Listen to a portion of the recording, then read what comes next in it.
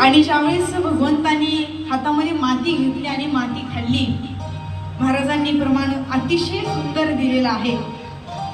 कारण कथेमध्ये आणि कीर्तनामध्ये रस त्यावेळेसच येतो ज्यावेळेस कथा त्याच विषयाला अनुसरून असावी आणि प्रमाणही त्याच योग्यतेचं असावं. कारण मी महाराजांपेक्षा लहान आहे, तरी देखील मी प्रयत्न करेल की त्यांनी दिलेले प्रमाण मी माझ्या प्रयत्नानुसार सोडवण्याचा प्रयत्न करेल. महाराजांनी असं प्रमाण दिलं की ज्यावेळेस श्रीकृष्ण भगवंतांनी माती खाल्ली आणि यशोदा माता हातामध्ये काठी घेऊन विचारत होत्या की सांग, माती खाल्लीस का तू? कारण की जर माती खाल्ली, ती जर माती शरीरामध्ये जर गेली तर ती शरीराला घातक असते.